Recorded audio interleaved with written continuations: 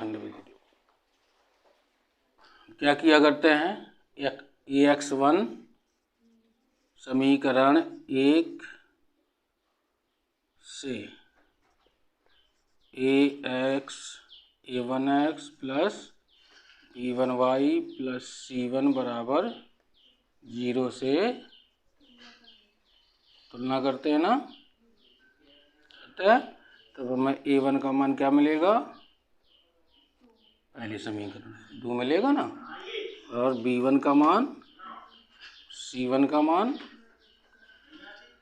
7 को अगर इस तरफ लाएंगे तो माइनस का मिल जाएगा। बराबर में दोनों लिखें तो ये भी माइनस का आएगा और ये भी माइनस का आएगा, तो दोनों के चिन्ह अलग कर देते, प्लस की कर देते, नहीं कर रहे पक्षांतर, दोनों कंडीशन चल जाती हैं।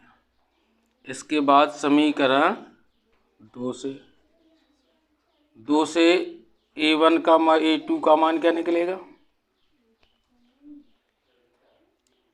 A2x plus B2y plus C2 बराबर 0 से तुलना करते हैं ना, तब A2 का मान यहाँ क्या निकलेगा, A माइनस B, और B2 का मान क्या निकलेगा, A प्लस B, C2 का मान क्या निकलेगा, 3A plus B minus 2।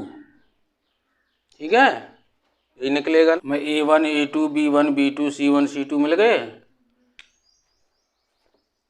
A1 बटे A2 बराबर B1 बटे B2 C1 बटे, अगर ये कंडीशन है तो कैसा होता है,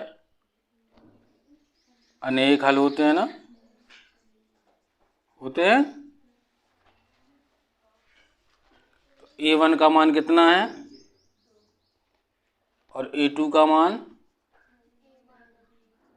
C1 का मान कितना है, इसको छोड़ दो।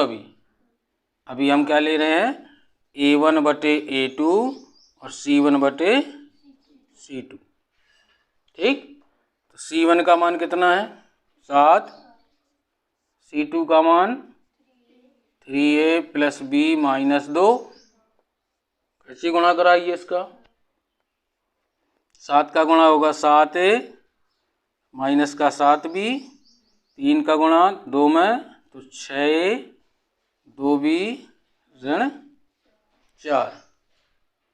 ठीक है, अब इन दोनों को इस तरफ ले आइए, 4 को वहीं रहने दीजिए,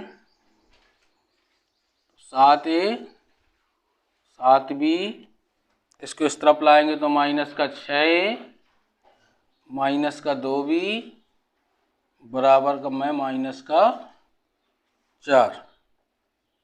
ठीक, 7 प्लस का है, 6 माइनस का है, 1A बचा, 7 माइनस का है, 2 माइनस का है, माइनस के 9B हो गए, बराबर में माइनस का, ये समीकरण 1 मान लीजिए या 3 मान लीजिए, क्योंकि 1 और 2 हम ऊपर से माने हुए हैं। अब दूसरी कंडीशन लेनी है, B1 बटे B2 बराबर C1 बटे C2। तो B1 का मान कितना है, 3, B2 का मान कितना है, A प्लस B, C1 का मान 7, C2 का मान 3A प्लस B माइनस 2। इसका भी कैसी गुणा कराइए, 7A 7B 9A 3B minus का 6, 7A 7B, इन दोनों को इस तरफ लाइए, माइनस का 9A माइनस का 3B बराबर माइनस का 6। 9 माइनस का है, 7 प्लस का है, माइनस के 2A। ठीक है, 7 प्लस का है, 3 माइनस का है, तो प्लस का 4B माइनस का 6, समीकरण नंबर 4 मान लीजिए। ठीक है, अब समीकरण 3 में 2 का गुणा कर दें, ठीक है, 3 नंबर में।